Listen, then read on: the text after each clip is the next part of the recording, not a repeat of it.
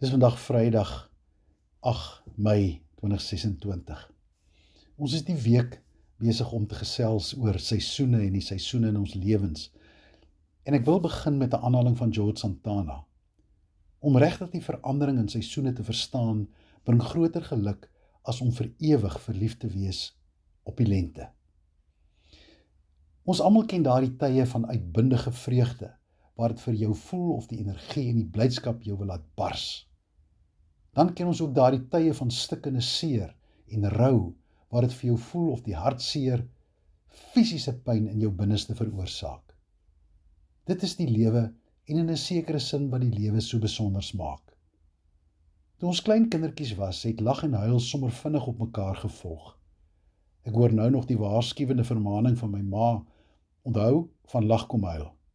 Lag en huil het gekom en gegaan, en ons het nie veel daaroor nagedink nie.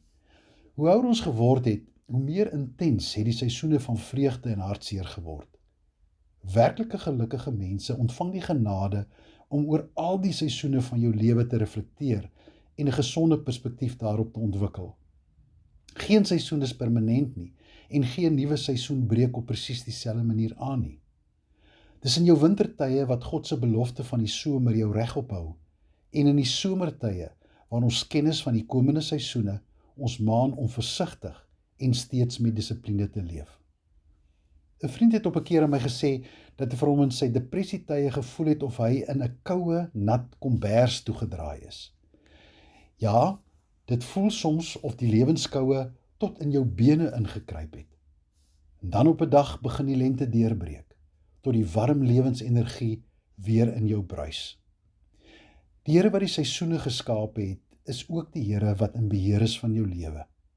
Omarm elke seisoen daarom en weet dat juis al die seisoene nodig is vir groei en 'n vol lewe. Ek sluit af met Prediker 3.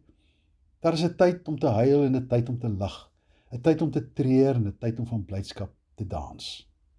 Daar is 'n tyd vir alles. Geniet elke oomblik.